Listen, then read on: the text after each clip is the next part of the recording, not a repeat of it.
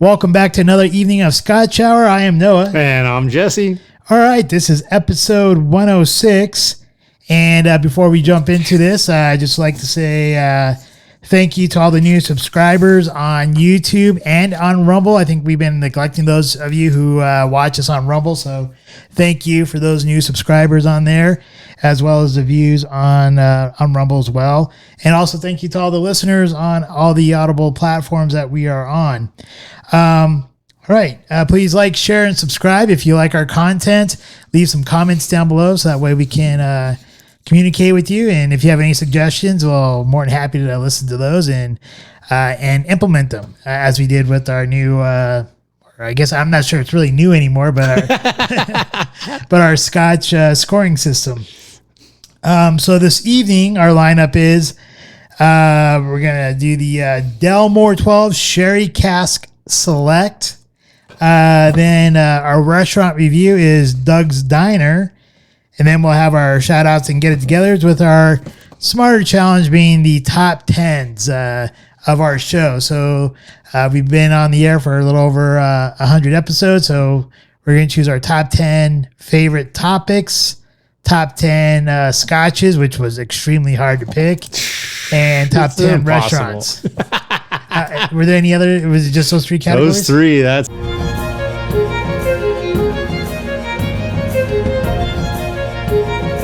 Scotch Reviewed. The Dalmore Sherry Cask Select. This is a treat from the Dalmore. This elegant 12-year-old single malt is finished in 3 styles of aged Oloroso sherry casks, balancing nutty flavors and sweet Pedro Ximénez influence. A little bit about the Dalmore, which we have spoken about previously. Since 1263, they started their lineage, really, and it was that time long ago, centuries ago, that Colin of Kintail saved King Alexander III from a charging stag, and his family, therefore and on, has been gifted the right to use the 12-point stag in their coat of arms, and as it comes through, the Dalmore Scotch has used it ever since, and we have had some phenomenal Dalmore Scotches on our 106-week journey here. The one thing I will say here with them, they are in the middle of renovation, so if you are looking for information and you're going to be traveling out to Scotland, you're not going to be able to do a tour yet because they're not going to be open until 2024 to have any tours available. So just keep that in mind.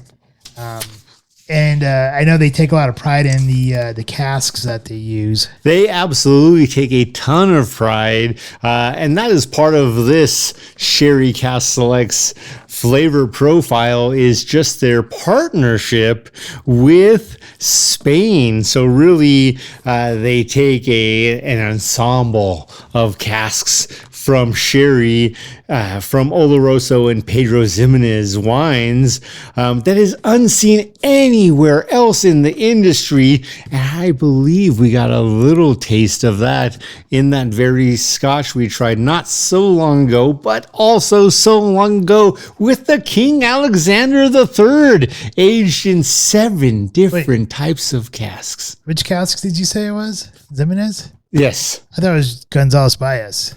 I have Pedro Ximénez wines and Oloroso with your notes here. Oh, that's okay. That's what they're using on the 12. Okay. The 12-year Sherry Select. Okay, that's yes. But on their other ones, I guess they have a special relationship with the Gonzalez Baez. Yeah, they actually throughout all of Spain have stronger. That may not be the right way to phrase this, but they have very particular partnerships with all these different Spanish wine and spirit distillers, and they select those casks because of the impact they've seen from those flavor profiles. And I have not once been let down by a Dalmore Scotch. I can say I have been surprised and let down by many others, which honestly, you know, if I'm selecting between the Dalmore and the Ardbeg and I know which one I get to choose, it's a tough one right now. Do I choose a King Alexander III or an Ardbeg 19?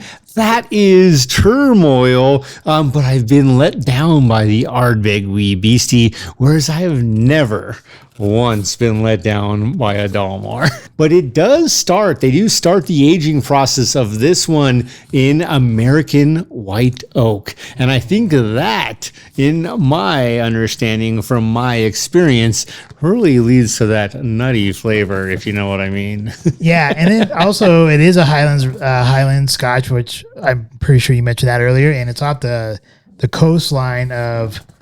I'm probably I'm gonna nail this. It's Just nail it. Cromarty Firth. To go with it. Yeah, so it's off the shores of the Cromarty Firth.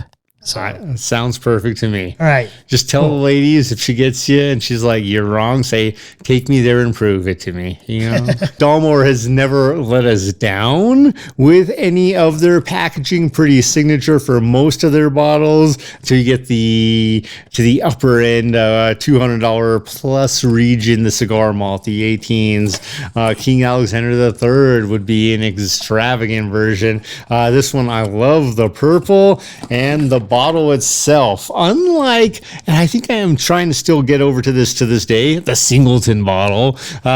This is not the typical round bottle, but it is sexy as hell, particularly with that 12-point stack. I love the purple, much like the Macallan. The Dalmore also does the hologram on the bottle and the label to really emphasize product specificity, as well as being a genuine Dalmore Scotch. At least I don't put it on those part where you're trying to rip off the top of the foil. Yeah, that's tough. But I will tell you, man, as I just mentioned, this is tough. The only reason I'm even bringing any of this up is because this is a top 10, episode, really trying to reflect back on 2 years worth of restaurants and scotches and challenges and learning. Man, there is something, the Dalmore and the Macallan do have something very special about their bottles, as does Ardbeg and Lagavulin. But there is something where these two, the Macallan and the Dalmore, have set themselves apart. And out of those two, the Dalmore is the evident one, but the Macallan has not let me down. All right, before we talk about Scotch bottles from their 12 years, or at least before I do, I'm going to dig into this bad boy and open it up. Feel free to talk as I go along. It's all right. I'll let you open it up. Typical great foil with the Dalmore. And again, this purple, really majestic, royal, if you will, fantastic to the level of it does... It's exciting. It's fun. And again, here's where it gets a little tricky. Love the fact that there is a 3-dimensional stag on the top. But plastic. Yeah, that's plastic. If that's wood, the ladies be buying real men from their catalogs. I don't think that's wood. That's plastic. It is still a great topper. That is real cork. They have not deferred or detoured from that. And the Scotch itself, man, this color. I'm liking the color.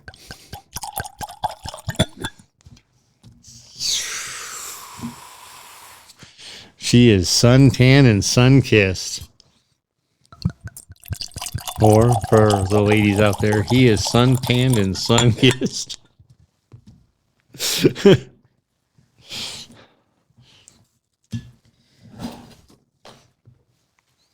All right. All right. On to our warp speed and our tasting notes. Cheers. Cheers.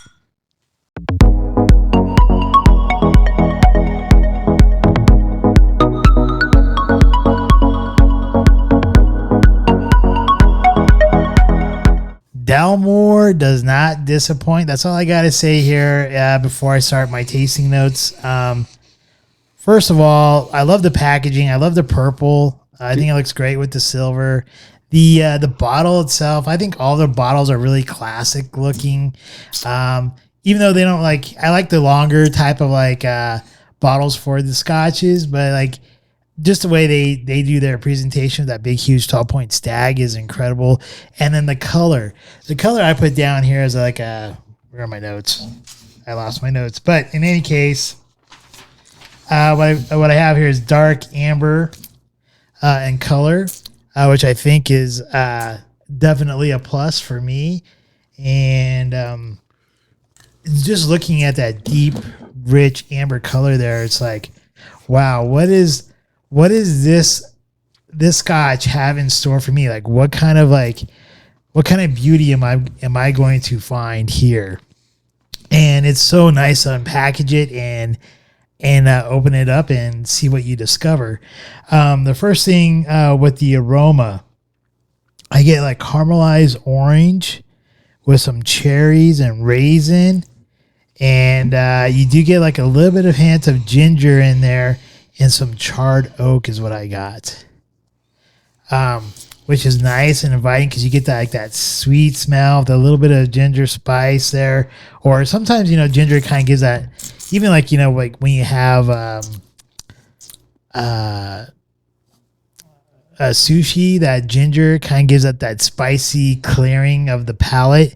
And so in this case, you're not getting a spicy clearing of the palate, but you are getting a nice clearing in the aroma, which kind of helps give that space to smell some of that other nice, great sweetness and the hints of charred oak, which I found very inviting. Now on the palate, the first thing that stuck out to me when I first took my first sip is that sweetness from those Oloroso sherries and stuff, which I thought was a great invite right there. And it had a nice creaminess to it that brought out some dark chocolate and almonds with a little bit of toffee and vanilla. And then near the back, near the back end of my palate is where I started getting some of that little bit more of that woody spice, or maybe it was cinnamon spice. And that spice kind of lingered from the back palate into my finish, where I still got nice hints of mango and citrus. Because you get with mangoes, you get that sappy sweetness from a mango, which is so good. So having that on my finish here, everyone wants that on their finish. made it for an enjoyable finish. But then you got the nice citrus of the lemon with the cinnamon spice still on there, and it lingered long enough for me to enjoy it. I kind of wish it lasted a little bit longer, but it still was a nice long finish to it. I gave it a total of 91 points. Holy. What? Nothing. So I gave it 5 out of 5 on the color, 4 out of 5 on the presentation, because once again, I had to be corrected on my scaling for color or for presentation. The aroma, I gave it 28 out of 30. And then the palate was 28 out of 30. And my finish was 26 out of 30. So I believe that comes up to 91, unless my math is wrong. Your math is right. I did it in my mailing. Okay, cool. Because math. My mango says you're on point. Sweet. I love how you, Noah, presented your flavor profile, with this whole scotch. And it's very interesting to me because there are definitely some houses or distilleries. I like to call them houses just because it's house, Lannister house, Targaryen. It kind of reminds me of the Game of Thrones. But there's these different distilleries where we are so different. And then there are some where we are so similar. For me, you do get the benefit of hearing my score before you tell me your score. So I always feel like, it's So you get the added benefit to know like what I'm saying before you get into yours out. I hear you, but my scores always added up beforehand. So much like so for me, I guess let's go down Jesse's journey. This is a sexy Scotch. It reminds me. Oh wait. Yeah. Wait. Before you jump into all that, I'm sorry, I didn't mean to pause you. No, you're good. Yes, I would take it to Black Tie Affair. No, I would not take it to a poker event because I don't want to share it with those people unless they like all are like great or all like really love Scotch and they like to play poker. I could see enjoying this with a nice cigar, medium cigar, and it is one that I would like to have and hoard. Sorry. I keep forgetting to add that part after we started doing the scoring. No, you're good because we can always come back. Oh yeah, that's true. There's no race. But with this, for me, man, this to me, not just because of this majestic purple, also sexy, or this bottle, the Stag, sexy as fuck. This is a sexy Scotch from the nose. Caramel, hint of orange, the little bit of ginger, and that sherry. And why that is so profound to me is I love a magnificent cognac. And when the Dalmore brings in their cognac and Spanish influences, now cognac is French, yes, but this has absolutely got some of those influences there with this sherry flavoring. Dynamite, home run, hit it out of the park. And the last little bit I would say about it on the nose, besides that caramel, the orange, is honey and vanilla on the palate. This is the lady you want to kiss. I guess I shouldn't assume.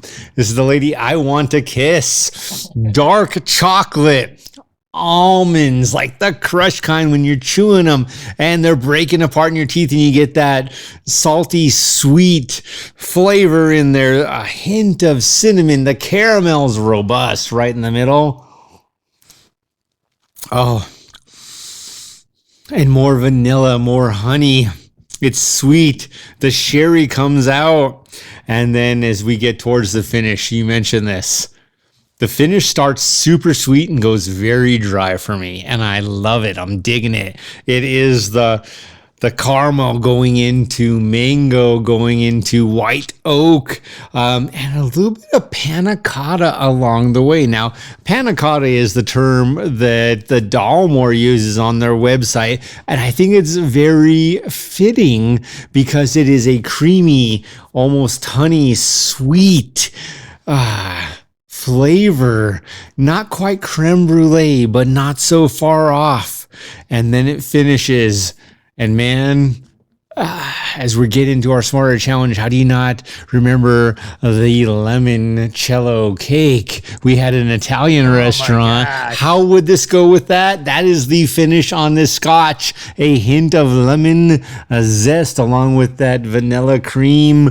Divine. This Scotch for me, and why I was laughing as you were doing your scoring, is, for me, presentation. 4. Sounds familiar. The color. I don't even care if it's fake when it looks this good. I really don't. It's like stripper glitter. Makes it that much better, right? 5 out of 5. Who doesn't like stripper glitter? 5. Well, the mom when the kid comes home with it on his forehead. Maybe. I'm just saying. Nose. Nice vanilla too. Yeah, we were a little bit different in the middle, but the nose. 27. Now, the palate is where this was absolutely dynamo for me at 28. Finish also a 27. Grand total 91. You got 2 91s here. We didn't stray. Not pre-planned. This could have gone any direction, but I think that, from our experience, there are some Scotches where we know something like this we're going to agree on. Much like last week, holy guacamole, the Ardbeg Trivan. Life is great. Enjoy these Scotches. Oh man, cheers. Cheers. Is it 46% alcohol? 43% ABV on this one. And they are saying that part of the reason that some things changed, I am not aware of. I have never seen it. I have been drinking Scotch for a while. I am not aware of a sherry cask select or something right around 43% ABV that tasted exactly like this. Some very similar. And the point being is that a couple years ago, Spain changed one of their regulations around not Scotch, but their wines and the terminology. And Oloroso can now only be used for dry white wines. So they're saying this new flavor profile is slightly different. They had an older version, the regular 12. I think this is, to me, definitely different flavor profile wise. I'm enjoying this one myself a little bit more than the regular 12, which is also dynamic. But yes, 43% ABV. And right when we opened the bottle, I could smell it. Now it's evaporated. And what's kind of like the price point for the people who might be listening? Oh yeah, no, this is where this is a true win. It's kind of like the beginning lines of some other scotches. If you get it on sale, $85 a bottle, otherwise right around $90 a bottle. So am I taking this to a poker game? Man, if I like the guys, yes. If I don't, no. Am I taking this to a formal event? Who doesn't with that box in this bottle? Hell yes. And then am I coveting this? Am I buying an extra bottle for myself? Absolutely. I am literally thinking about how magnificent this is to share with a great friend and enjoy in the future.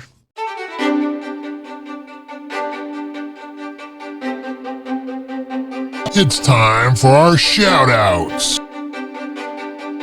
As we are in episode 2 of year 3, and it's very easy to forget that episode 106 or 106, 106 or 106 appropriately, is 3 years, 2 episodes in. So my shout out goes to you for originally bringing this up and having this initial goal, drive, want to do something different, which I think has been magnificent for us, for me at least. And I truly appreciate this journey.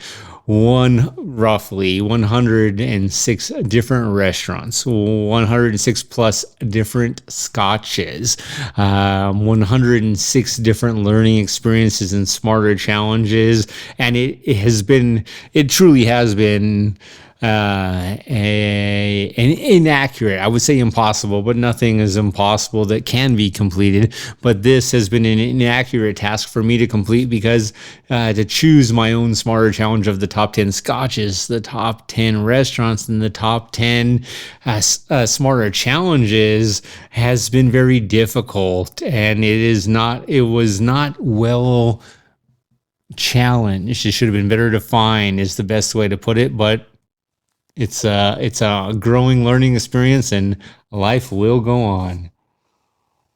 That's a great thank you. That was a great shout out there. And definitely a shout out to you as well, because it does take a whole lot of commitment to not only like every week, because like we don't, like no one sponsors us, so we have to buy every week. We have to buy a brand new scotch. Every week we have to pay for our own dinners, and then every week we have to make sure we have the time set aside, so that way we do these episodes. And then, there's other things that we do on the side. Like, you do some extra things like taking pictures and other stuff like that. And I take, extra time doing some of the editing and posting it. So it takes there's a block of time and a total commitment, not just to each other and not to just our podcast, but to all the people who listen to us and stuff. So that's a great shout out. So thank you. Absolutely. Well earned, Noah. Thanks. My shout out is not so much as meaningful as that, I want to give a shout out to someone who created a meme. Wait a minute. Is this the Skeletor meme? No, but I've been on a Skeletor meme kick for a while. Yeah, you have. Wait, what are two midgets? Don't go there. Next. So this meme this person created was I didn't realize it was banking closing season. I still have train derailment decorations up. My get together goes literally, who doesn't want to understand how did major banks go so wrong? Partying, employing people who weren't balancing. Making the wrong investments, and then the government will bail you out. So I guess it's okay, particularly because of different backing. So yeah, just get it together. If I did the same thing, no one's bailing me out.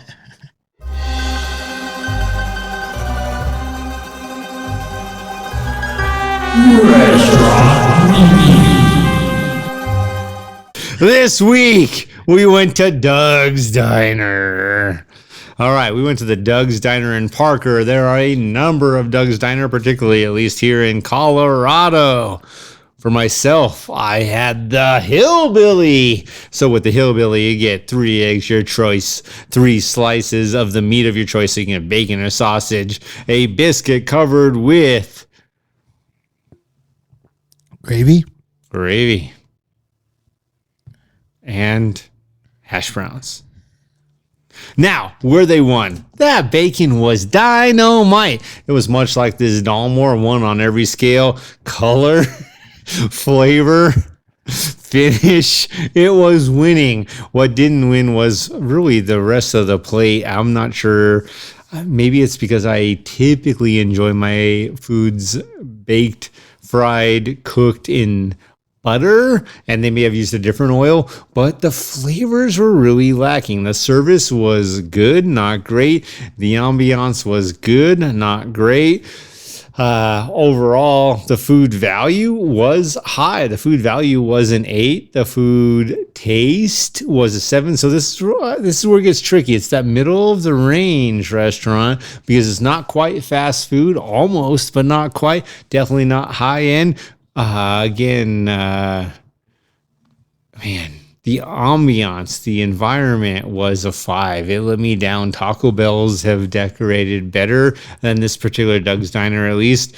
And overall, the food right there around the 6 range, the service right there around the 7 range. Overall, this restaurant is getting a 6 from me. Would I meet a friend there?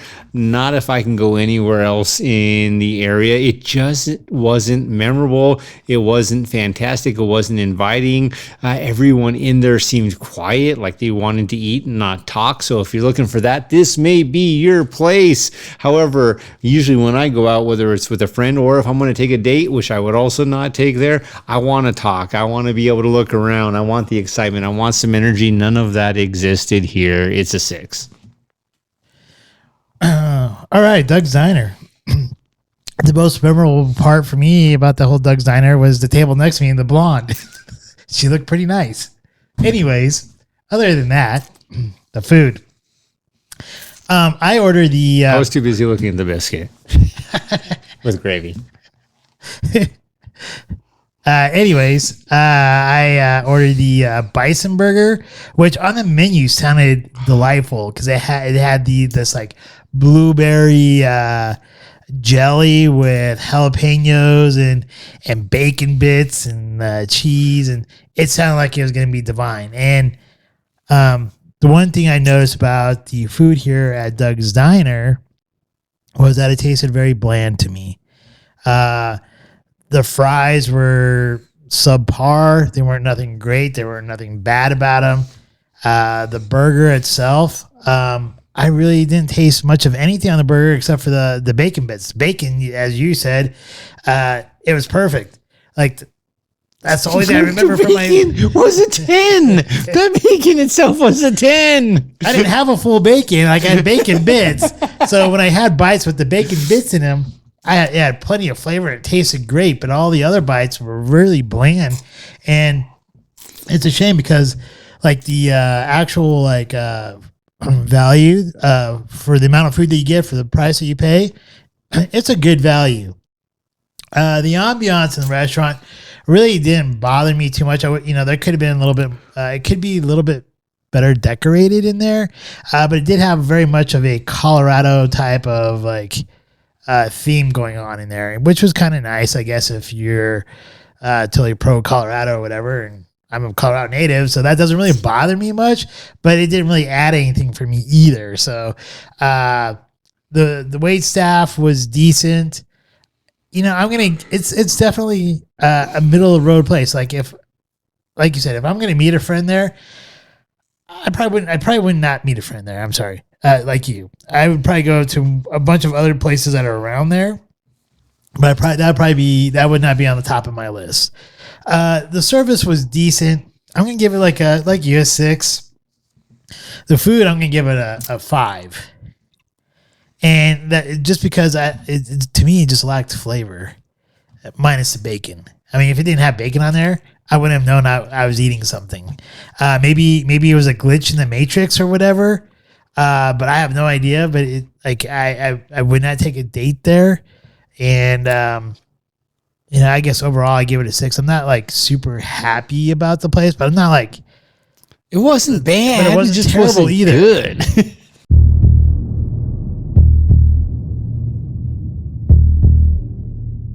Smarter challenges. Top 10. Top 10s. Goats like it. All right. Your topic. How do you want to go? We're just going to go here. So I wanted to take a quick moment and really reflect upon any top 10s no one I had. Some I'm sure will, without a doubt. I think particularly around the restaurants and Scotches be very similar, just because as we continue to adapt, grow, and see other things, we continue to find similarities, but we also have many differences. And I want to do this part of it to pay homage to ourselves and to each other in a sense of what were some of the smarter challenges that were presented to us, some of the Scotches we provided each other, and some of the restaurants we visited where, hey man, we're 2 years in. It's not that we're going to run out of restaurants in another 2 years, but should we revisit some of these? A, Scotches, B, restaurants, C, smarter challenges, and say, hey, what's changed? What hasn't changed? We've grown.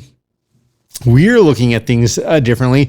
We are 106 plus Scotches in Highlands, Lowlands, Islands. It continues to grow.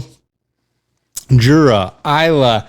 This is a never-ending, right now it is an ongoing endeavor we have chosen to pursue, and it's great. And so with that, I say we start first with the smarter challenges. And this is in no way in order. Part of this is just a free-flowing, hey, man, what were some of the things that really have stuck with you when you think back? What do you remember? And as Noah and I were talking about during dinner tonight, I'm sure there are going to be some that he mentions where I'm like, how did that not like stick on my windshield versus, oh yeah, these other things were in the back of my brain. Now, the truth of the matter is the ones that impacted us each will hopefully, honestly, be different.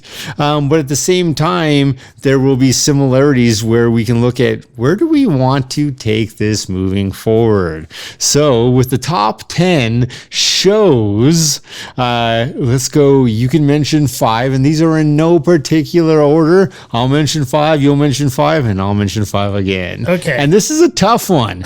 All of this was tough because I'm like I'm looking at my list and I'm like, how did I not include that one? And I'm going to say right now, like, how did I not include Kennedy? Because it was one of my favorite shows. But let's go on. Okay, so I agree with you. This was extremely hard because there's a lot of great topics, a lot of great scotches, and when I look here at all the scotches that surround us, I'm like, how did I not choose that one, or how come I didn't choose that one? Like that one's great. Why isn't that one on my list? And same thing with the topics and the restaurants. So the first grouping of 5, and once again, this is not in any particular order. This is not my number 1 or my number 10. This is just one of the 10 or 5 of the 10 that I really kind of came to mind. First one is Tartaria. I think, and the reason why Tartaria is on this list is that I think this is Tartaria is like one of the very first ones that we did where we started to see like a big jump in viewership going from like our 20s and 30s up into the hundreds and stuff. So I thought that was a good step forward. I thought, and then. Dude, it was hilarious. We also got some like comments about it too. Feedback was, what the is, but. Another one was Thoth, and here the reason why Thoth in the Emerald Tablets, mind you. Yeah, Thoth in the Emerald Tablets, and one of the reasons why I have this one on my list is because you said like one of your some of your people that you work with, something was happening at your work, and they're like, "Oh, think Thoth" or something like that. Blame Thoth. So I thought that was kind of funny. Another one here is Queen's Gambit. I love that series. I thought it was a great series. And for the longest time, I wouldn't watch it. I don't know why I wouldn't watch it, but so the way she, the acting in that was, I thought, phenomenal. I thought she did a fantastic job. And I like chess too. You know, I was in a chess club. My mom had to remind me I was in a chess club. I kind of forgot about it because like it was way stashed back in my head.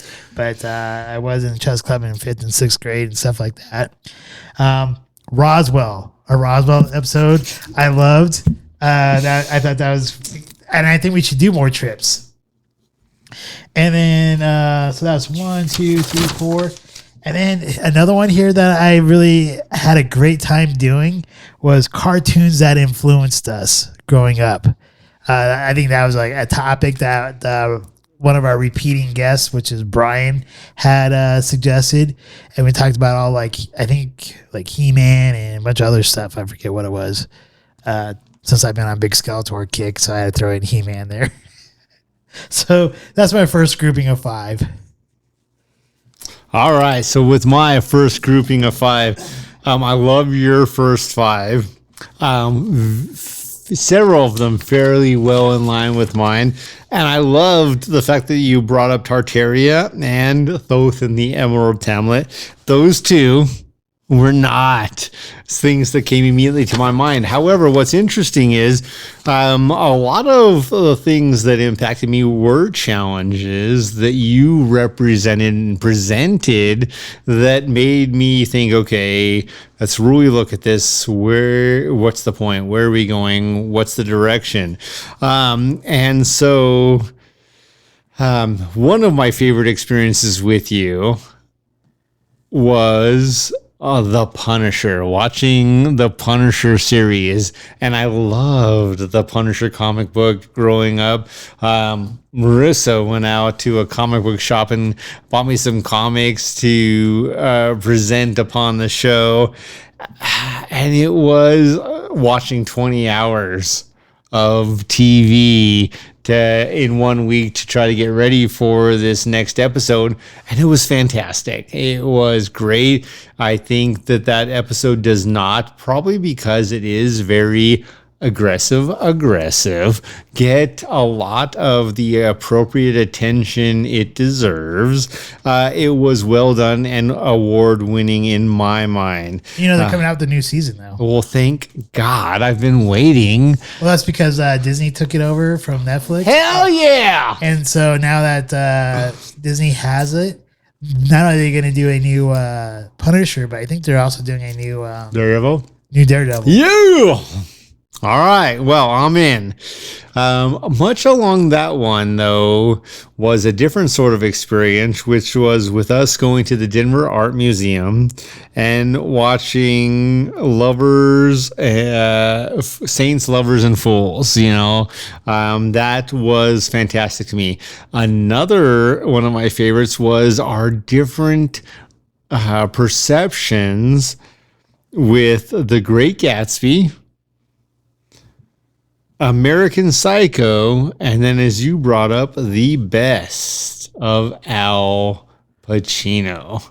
And Al Pacino was a great one. It wasn't just a tough one. It was a great one, particularly around Scarface and looking at, man, everyone thinks this is just this badass mobster movie, right? When everyone thinks, most people, not everyone, I would say the majority of the population is like, oh yeah, so Scarface was just a guy selling drugs, and the other, and they don't consider the fact that historically much of this movie was based off of the fact that Cuba did release all of their criminals to come over to America, and there was this influx and change in the culture and dynamic, and this is one representation of that, and it was fantastic. Now, Al Pacino has done much more than that, The Godfather and many other things, not to take away from any of that, but looking at even just the Al Pacino perspective, and that is,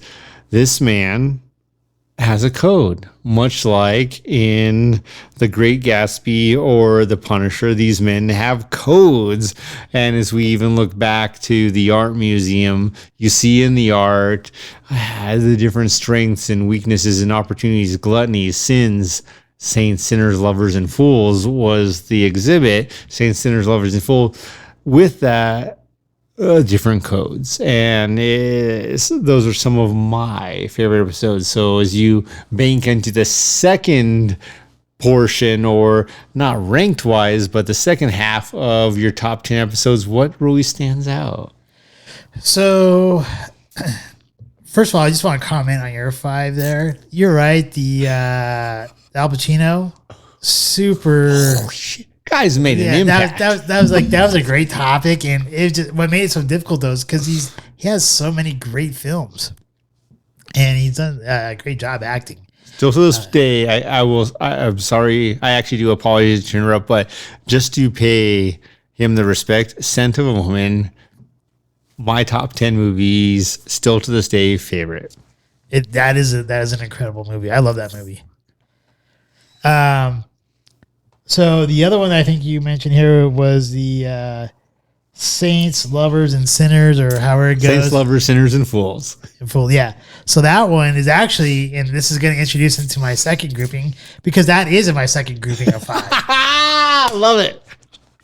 Also in my second grouping of 5, I had James Bond.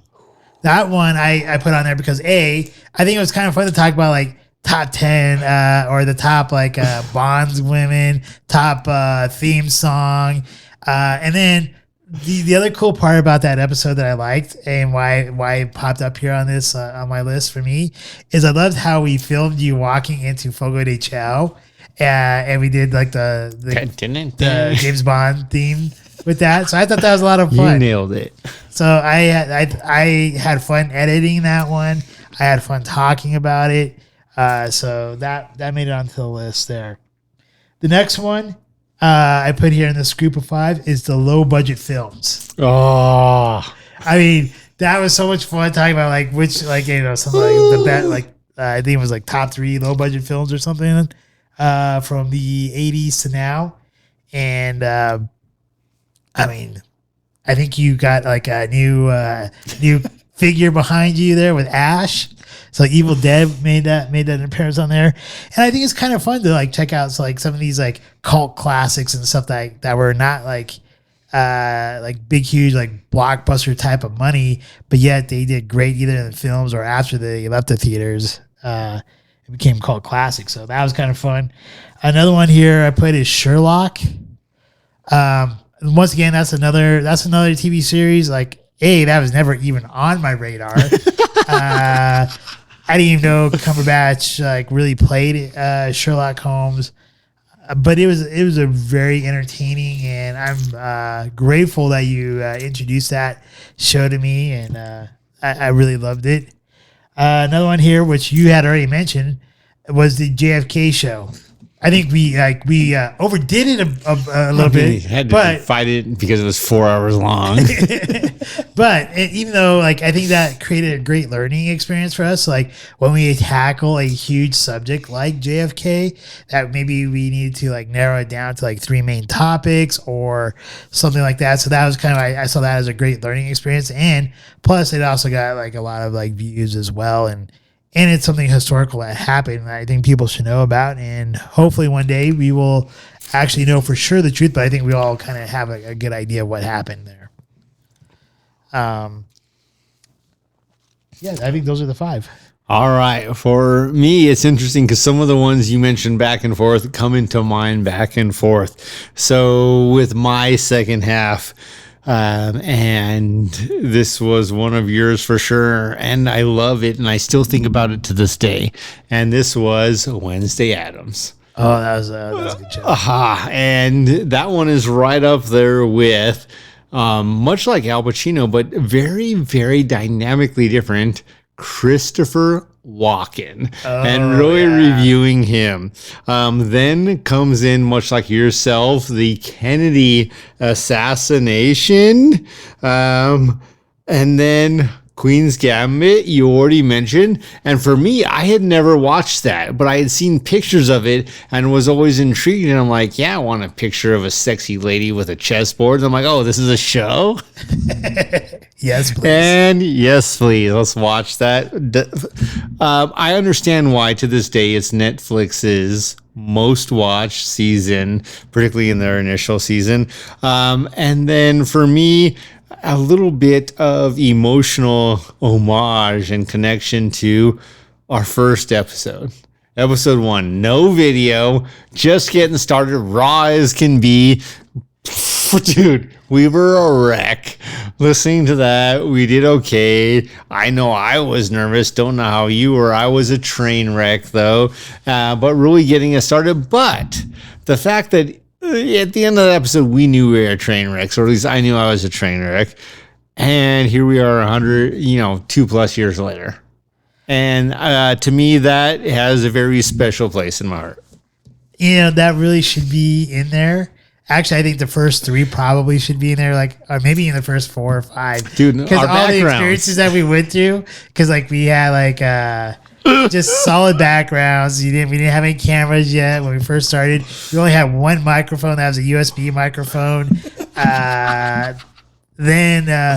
Then we finally got cameras, but they kept going out on us because we were still kind of using the laptop near them. The laptop was starting on so much heat that it kept on shutting down the cameras for overheating. And that took us a little while to figure that out. Those first few episodes, they were so much fun. And such a big, huge learning curve happened through all that. And we're still learning. I mean, definitely, I feel like I'm still learning. I hope so. If you're not learning, you're the opposite of learning. You're forgetting. Okay, so with that, we're going to give each other 15 seconds. Do you want me to go first or you go first? You can call it. But 15 seconds just to mention other episodes that made an impact. And this is just really thinking about anything else that comes to mind. You want me to go first? You go first. How many do we have to come up with? It's not about that. It's just about what do you come up with in 15 seconds. Okay. All right. You want to go first? You want me to go first? You can go first. All right. So other episodes that really meant a lot to me. Watches. What kind of watch would you wear? What is your code? When we talked about different codes and what does all that mean to you? And man, 15 seconds doesn't cover crap. But finally, the last one would be, man, I'm out. You're in. Okay.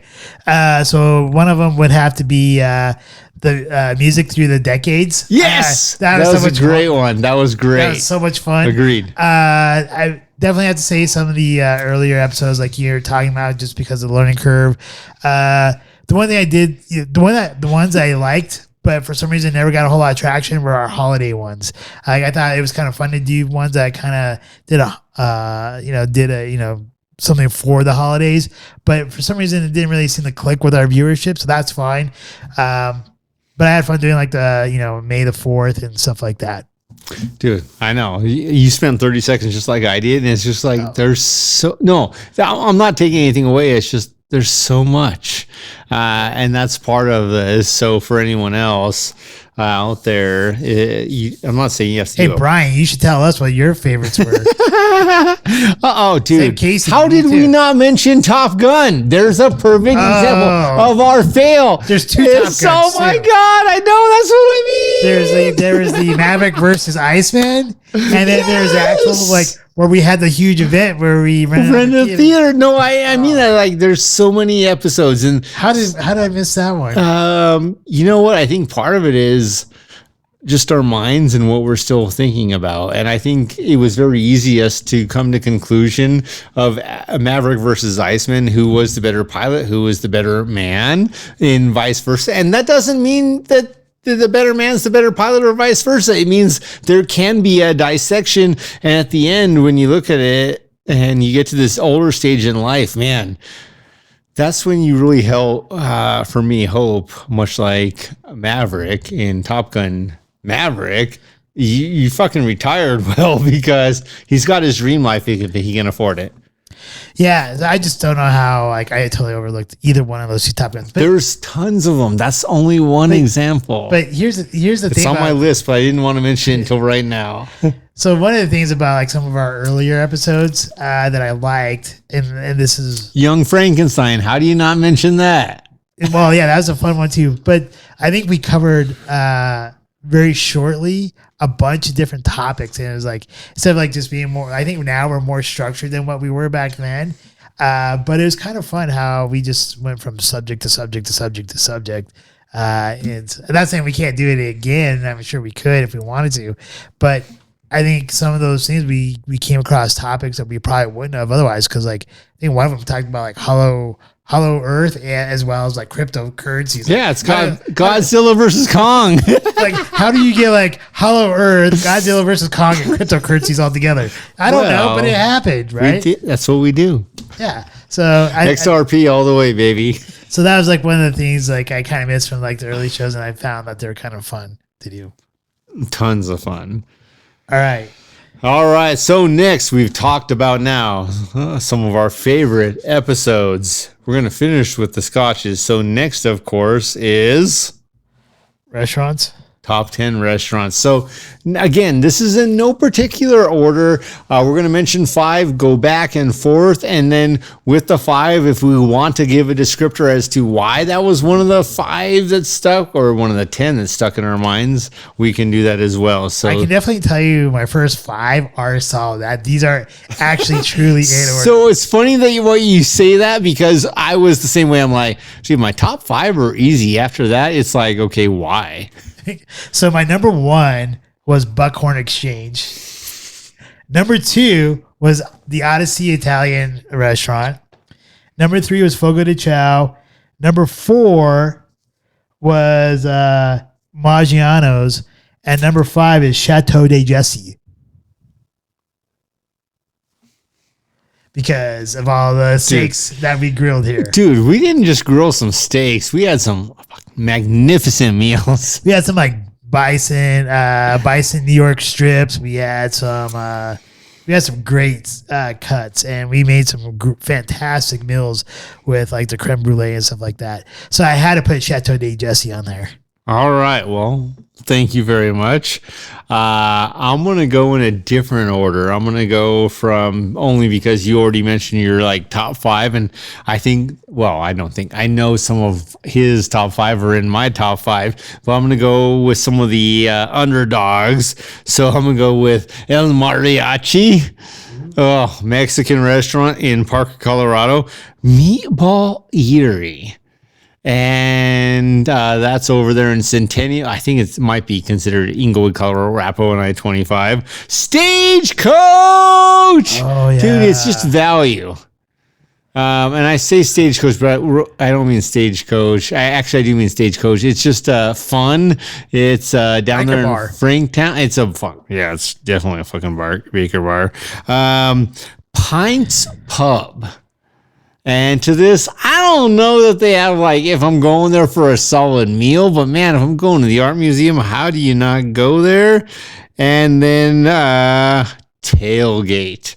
I'm throwing Tailgate in there. So with Tailgate, it's all about value and nothing goes wrong. Everything, like at the end of the day, it's a middle of the range restaurant that is a solid 8 consistently, and the food's a 10. And for me, the food, it being a 10, and the atmosphere, I would take dates there, I would take friends there, everything's fantastic. Pints Pub, I would go there with friends, I would go there with dates. Again, I don't know the food's an 8, but they had good food, so there's not that it's not good. Stagecoach is fun if you're driving way the hell down, going for a hike or something else. I would absolutely go there with friends. I wouldn't go out of my way there if I'm going somewhere else. Meatball Eatery. Dude, there's nothing wrong. It's perfect.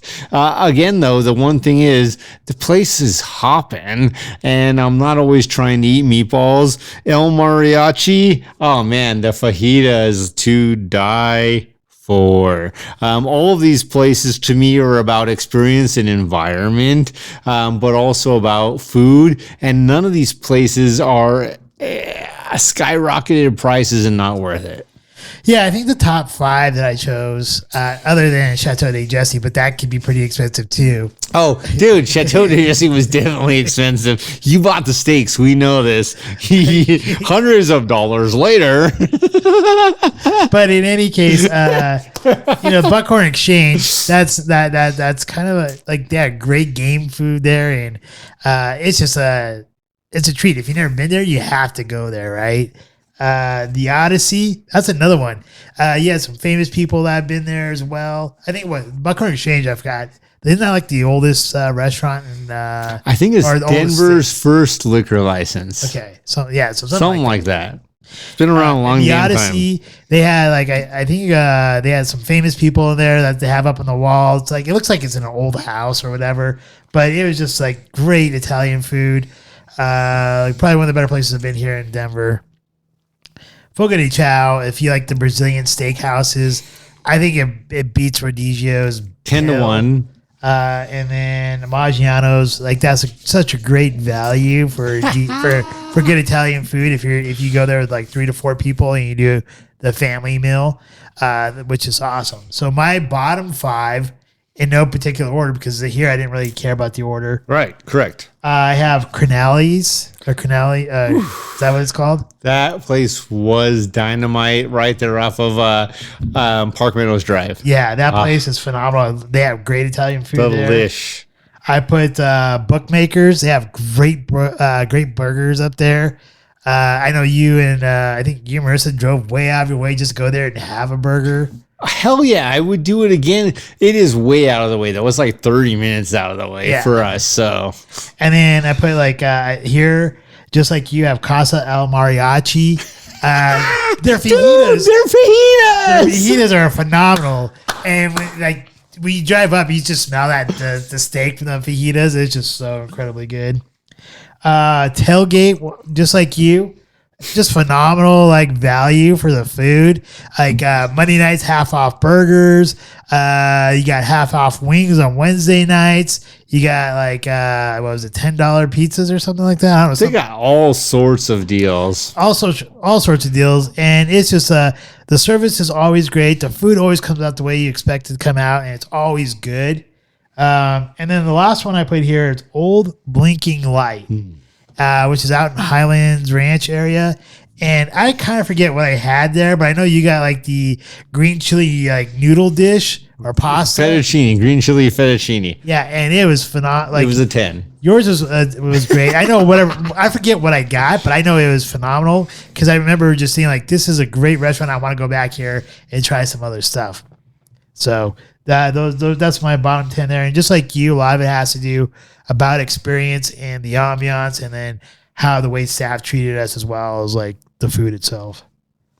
Yeah, and this is part of why I wanted to do this, by the way, is because listening to you and your experiences, what you remember, that's what sticks. And when we talk about it, part of our experience is the truth of the matter is, would I take this scotch to a poker game? Would I take this to a formal event? Am I hoarding this for myself? Am I sharing it with their friends? Is this a slow drink or a fast drink? No different with restaurants. Would I take a date there? Would I meet a friend there? And with that, I think those are some of the things that truly stick in our minds and are what is important for us to remember for ourselves. So for me, and I kind of it's not about reverse order or not reverse order, but I absolutely want to give credence to these next 5 restaurants because they absolutely stick out in my mind. You've mentioned many of them. Maggiano's. Okay, how the hell do you go to Maggiano's and enjoy a family-style dinner, they prefer 4 or more people, and not get your value and the experience out unless you're dealing with assholes? If you're going to dinner with assholes, get rid of the assholes. Your dining experience will be extravagant in Maggiano's. Have fun, have some wine. I'm not saying it's cheap, but it's value. It's not expensive is the point. For the price per person, you are getting more than your dollar's worth. And then I'm going to go to a different extreme. Now there's this little place Noah mentioned. I can't believe I didn't even bring this one up. I think. Yeah, it is the one. Masha and the Bear. It's a little Russian restaurant. That place had the best. Oh my God. It was dynamite. It's a little, and we use this term as derogatory in a sense, hole in the wall. It was a tiny little restaurant, but it was so fabulous Russian restaurant. And I will forever remember going in there and just being like, these people, service was a 10. Honestly, I think at the time I gave it an 8 or 9. The food an 8 or 9. Everything though, at the end of the day, would I go thinking back? Masha and the Bear is a definite visit. Would I go there with a friend? Yes. Would I take a date there? Yes. Especially if they like those foods. The only deterrents were at the time, man, they don't offer any sort of alcohol. And I'm assuming they still don't. I hope they're still in business. It wasn't that long ago. And, but their desserts also fantastic. Now, flipping back, you already mentioned the Buckhorn Exchange. I don't need to say anything more. Dude, if you haven't been there, it's not cheap. You just gotta go. You gotta go. It is a 10. Fogo de Chao. Again, do not waste your time on any other Brazilian steakhouse in Colorado. Fogo de Chao, Park Meadows, nailed it. And then for me, the finale, and I think this for me is the number one from total experience, and that is the Italian restaurant Odyssey Italian restaurant. And it's all about the experience. The food was a 10. The environment was probably a 9. I would have liked a little bit different dining experience because we're in a hallway and there's this and there's that and the other. But when you had to wait, they gave you a cocktail or a mimosa and they let you enjoy it. And everything was fantastic. And that's what, if you're looking to nail a date, and I don't mean have sex, I'm talking about get it right.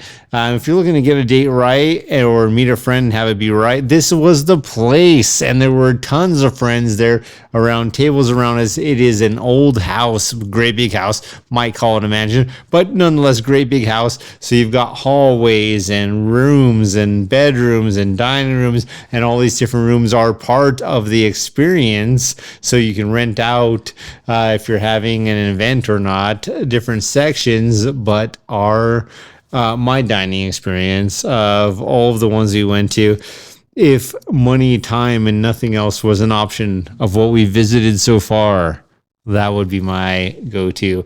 If that wasn't my go-to, because Italian's so easy to cook, I'd go to Maggiano's.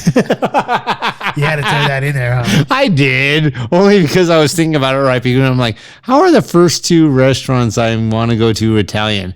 Oh, because it's difficult as hell So to cook. my number one, and it's the close 1 to 2, was the Buckhorn Exchange. And then number 2 was Odyssey. Dude. For all the same reasons why you said. No, you can't. I really don't. I'm not saying they're my 2 favorite restaurants of all time, but for what we visited on this show, you cannot go wrong. It's not going to be cheap for the Odyssey. It's not going to be short-timed for Maggiano's, but if you're with the right people, a date, friends, and in a good mood, neither of those places are going to give you less than a 10 at the end of the day. Exactly. Go in there with your dick hard and a smile, and you're going to come out. And if you can do Fogo de Chao, I highly recommend doing it for the brunch. Dude, that's my third. And that one was tough not to choose of my top 2. Only because it didn't have the same ambiance. It wasn't as romantic. And dude, we went to these restaurants, and I'm not trying to romanticize you, but at the end of the day, I'm still like, do I want to take a date here? And Maggiano's, Dry Creek, and I-25, so Centennial location, because the 16th Street Mall location renovated and is no longer some place I want to take a date. So Maggiano's Centennial or Fogo de Chao, basically Centennial, but Park Meadows, 100. If you're downtown or near downtown, I definitely would say Buckhorn Exchange should be on that list. Oh my God. It's just a blast. Again, go with a friend or someone else. Realize it may take a few minutes. Know you're probably going to be eating real meat. So if you're vegan, do not go to this location. Please disregard our suggestion. I don't even know if they have anything besides alcohol that's vegan all they on do their is menu. they serve all plant-based food there at Buckhorn Exchange, right? Because the animals eat grass and other vegetation. Yeah. So those animals are high as fuck. All right. Finally, top 10 Scotches. All right. That's right. Then my goats. All right. This one is going to be in no particular order, and I know I missed stuff. You and I both, with all these, with the restaurants, with everything. It's been a great experience, Noah. Okay, so my first grouping of 5 is the Oban 18. Oh, it's not even on my list. Is that? No, but this is how crazy it is. You're talking about trying to nail 10 out of 110, basically, fabulous Scotches. The next one was the Macallan number 6. Mm-hmm. And here's where I think I goofed up, but just because I totally spaced out about it. But I put the Ardbeg Ugadal, but really I should have put the one that we tried last week. Oh, the Trayvon? Yeah, the Trayvon. Dude, the Ugadal is fucking amazing. It is. It's great. And then after that, I put the Lagavulin 11. I think it's the 3rd edition. Is that the 3rd edition? Charred Oak. The Charred Oak. Offerman. Yeah. I think it's the 3rd year, 2nd edition. Okay. So that Charred Oak one, not the Guinness version, but the Charred Oak one. I think that one, that's on my list here. And then Lagavulin Distillers Edition. So that's my first grouping of 5. I think all of these are great. I like Oban 18 is definitely that's my favorite, or it was my favorite. It's been a while since I had it, and we've had so many scotches between now and then that I probably need to get another bottle and make sure that is my favorite. The Macallan number 6, that was great too, but we had it so early in our venture that maybe it's just more about it's still good, I promise. I think it is still good. The Ugadal, I know that's awesome, and that actually had won Scotch of the Year one time, so it's a great bottle. The Offerman 3rd year whatever edition that one is incredible. That was so good. ready for a bison fillet or some New York strip. And the Distillers Edition that we had, was it last week or a couple weeks ago? That one was incredible as well. It was. And it's interesting because here's something that's interesting to me. I did not include Lagavulin, typically my favorite distillery, the Lagavulin Distillers Edition from a couple weeks ago. However, I did include some others. So for me, some things that are absolutely in line with yours. The Macallan Edition number 6. And to this day, that was so fantastic that I don't even know how, like, we just literally have to revisit it. Yes, we do. Man, it's actually interesting to me because I think all the scotches you mentioned, I'm like, how are they not in my top 10? And at the same time, I'm like, what's he going to feel about the ones I'm mentioning? So part of what is like a basic, and I mean this, a basic, and I don't expect this to be on your top 10, but a basic staple to me is the Lagavulin 8.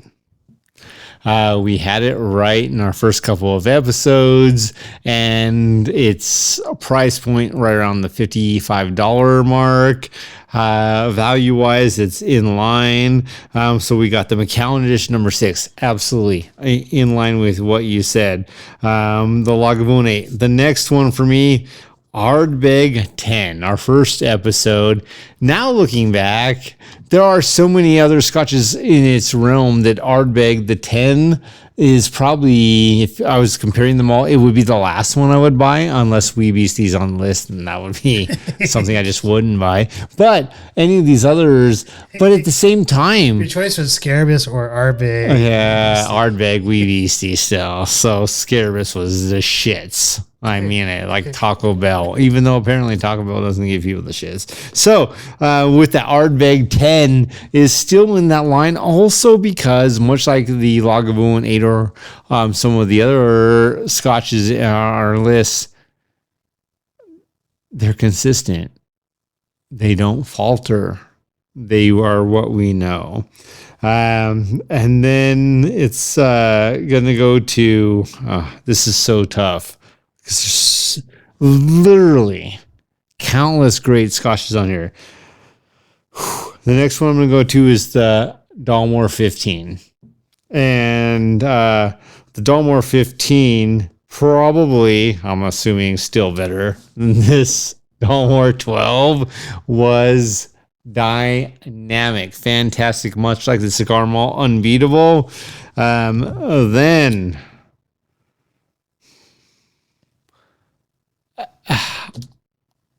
this scotch, we weren't even giving them scores. I'm only contemplating scores as I'm thinking about this. Some stars. So Glenmorangie, Tale of Forest. How is that not on the top 10? I feel like I should be drinking this scotch while I'm in a sauna, sweating my ass off, and be like, yeah, the eucalyptus and the pine in here keep me fresh. I feel like $1 million, literally. And then the next one on this list, and this is so tough because there were so many great. I'm trying to save. This is what's the hardest part. I'm trying to save the best five for last. The Dalmore Cigar Malt. God damn. This Dalmore, the 12-year Sherry Cask is sexy as hell. The Cigar Malt Dalmore is a man scotch. It's what you get together when you're getting together with your friends. They've been known, your man friends, female friends, whatever, your friends. And I'm really just saying that to really emphasize people you trust with your life, and you're doing your things with cigars and scotch or whatever. And in this case, if you're watching this, cigars and scotch, and you're like, yeah, guys, let's have a great scotch and a great cigar. We're going to go below $30 on a cigar and a couple $100 on a scotch. Yeah, that scotch goes with the great cigar. Man, you can't go wrong with it. Like, I literally, it was, if I could drink it anytime I smoked a cigar, I would. All right. So my next grouping of 5, I'll start off with one of the ones that you've already mentioned. The Glenmorangie Forest. Dude, the eucalyptus. How the hell did they get that in there? I don't know, but it tasted great. It was fantastic. The next one after that was the Oban Special Release 2022, the Purple Rabbit. Sexiest canister Oban's put out in my knowledge. As far as my knowledge goes as well. I think it tasted great. Then I have the Macallan Harmony Chocolate. That one I thought was incredibly well done. Then the Ben Riach 12. I just love the blueberry. It just like, I just call that the blueberry scotch because I love blueberries. It actually didn't make my list, but I don't disagree with you. It should be up there. I just don't know how to rate some of these. And then the last of my group of 5s, which rounds out my 10 here. Once again, these are in no particular order, but here this is the Dalmore King Alexander III, which I thought was phenomenal. And there's so many more that I didn't even include that were great. It's breaking my heart. So for me, and this is where it gets really, really tricky. So in the other 5, and I think these truly do become my top 5, only because as I was going through my list, you can see my dots. I'm like all over that. I'm scattered, but trying to like bring out what I do and don't think. Probably what comes to mind initially. Lagavulin 11, the Offerman you already mentioned. Hell effing yeah.